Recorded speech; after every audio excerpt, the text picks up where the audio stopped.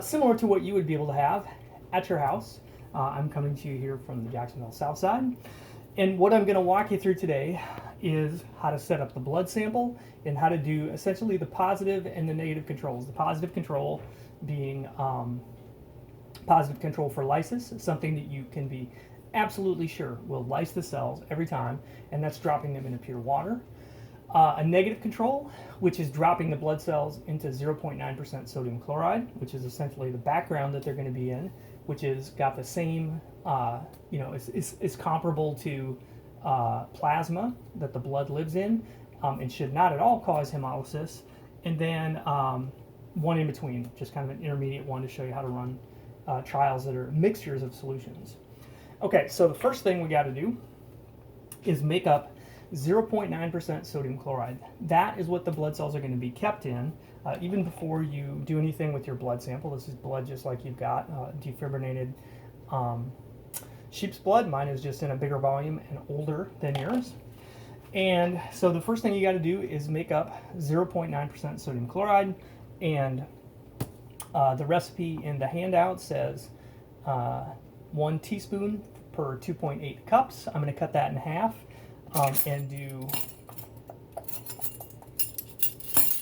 a half a teaspoon in 1.4 cups. So I've measured out 1.4 cups of water. Now, one thing to keep in mind here is this is kitchen chemistry, not lab chemistry.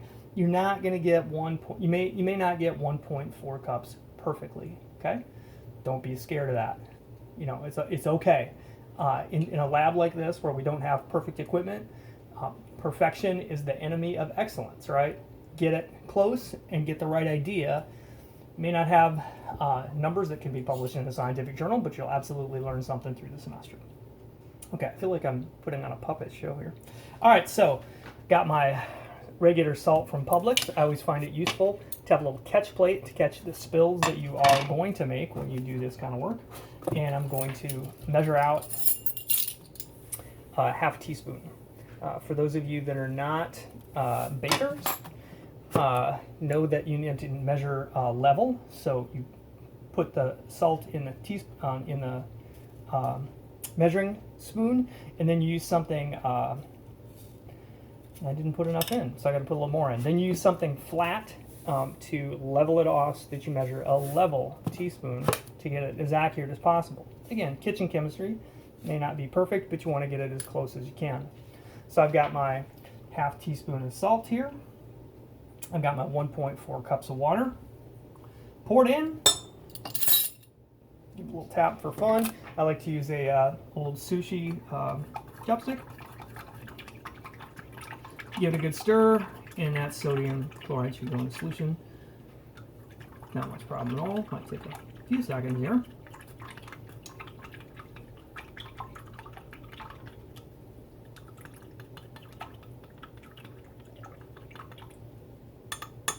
Okay, and then always look for any solids standing in the bottom. After it quits spinning around a little bit, you'll see them gather at the bottom center if they're not dissolved. And then labeling is important, folks. Okay, I got a label here. It says 0.9% sodium chloride. I'm gonna slap it on there because once I get my water, you know, it looks exactly like my water. Okay, and then the other solution I need for this simple positive and negative control test is water. So I've got my label that says water. I've already measured out some water. Put my label on there. Now I won't get them confused. Okay, now that I've got my 0.9% sodium chloride solution, I can actually make my blood solution, my blood stock, because the blood has to go into 0.9% sodium chloride. Okay, so let's get a fresh one. Okay, so give your blood a good mix like this. A good way to mix things is to hold them tight at the top and flick them at the bottom. And then I'm going to put 5 drops in a clean tube. A little water in it. Okay. Always good to squirt some up and down to get rid of some air bubbles and get it a little mixed up a little bit. Get the blood a little mixed up. Okay. Get a good drop going, and then put in 1, 2, 3, 4, 5 drops. Okay, so there's my 5 drops of pure blood, and I need to dilute that, and the recipe says to add 5 milliliters of water, or 5 milliliters of sodium chloride, which is the same as 1 teaspoon. Okay, so I got my teaspoon, and you get some sodium, my 5 milliliters or 1 teaspoon of sodium chloride to put in there. But this way you can never fill it up, right? So the trick is fill it up as much as you can.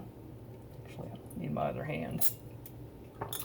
Fill it up as much as you can, and then you're going to take a Pasteur pipette and top it off. And that last little bit on the measuring spoon can actually be a lot, because of course the measuring spoon gets wider as it goes up higher. So I'm going to keep doing this until I see spillage. Okay, so there's some spillage. I'm going to double check that. Yeah, definitely spilling over the edge. So that's completely full now. So I get my Pasteur pipette empty, and now I just go backwards and I take it out and into my blood tube.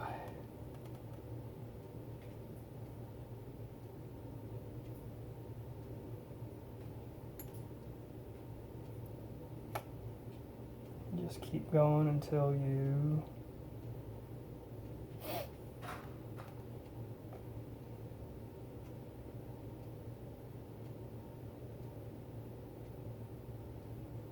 some of these older Pasteur pipettes are a little slow to fill up, but you just keep going. Okay, and then I got some air bubbles that time, you might have noticed. So go down and make doubly sure that I've got everything off the bottom. All right, and now I've got my blood solution ready to go. Okay, and again, you want to mix this up using the Pasteur pipette, put it down on the bottom, fill the pipette up, in and out, squirt it up and down several times, get a good mix, and then you can just leave that pipette in there for dispensing the blood.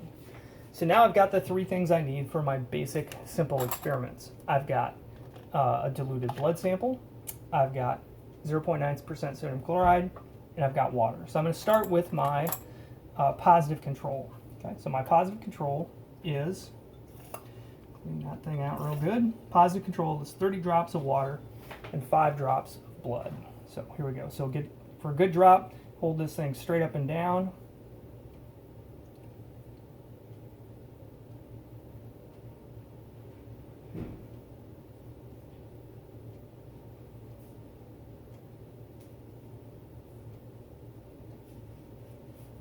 Okay, 30 drops, and then 5 drops of blood, so give it a good mix before you pick it up. Make sure it's vertical. Might even put a drop on the plate to make sure you've got it primed. 2, 3, 4, 5. Okay, and then give that a flick. So there's my assay tube. Hold it tight at the top, flick it at the bottom. Gives it a good mix. And then the way you actually test whether it's lysed or not is you hold it up to something printed, and you should be able to see the letters through there. I'm sure you can't see it on the video, but you hold it up there and you should be able to see the letters sharply and crisply, and that'll tell you if there's lysis. I was able to clearly see through that and read the print through the tube, so that's a positive result for lysis. Now I'm going to do the same thing with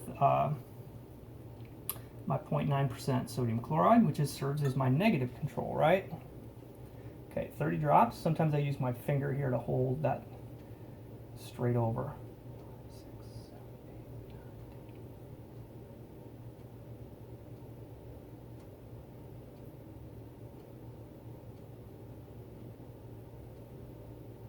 Sort of a double drop there in the middle, but that's it. Happens. Okay, 5 drops of blood coming.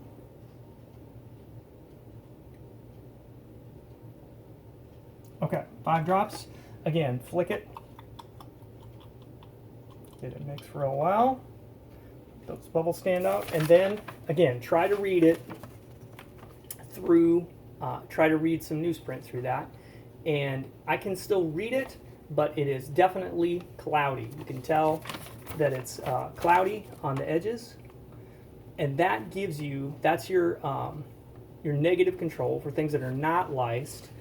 So you got to get familiar with what that looks like, right? It depends on the tubes you're using, things like that, but it should be easily distinguishable from the lysed tube.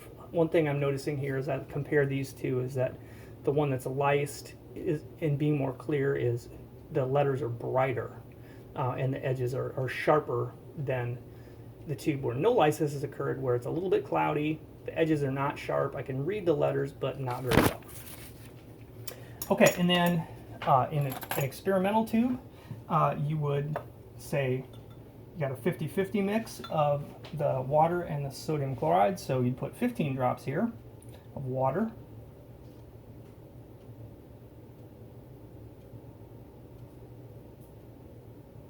Okay, so 15 of that, now 15 of sodium chloride.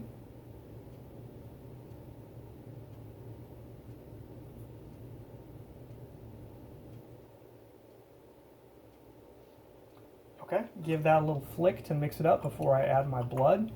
Now 5 drops of blood. Again, mix it up before you take it out.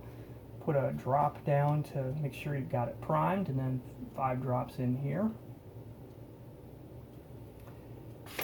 Okay, and then flick that and read the result.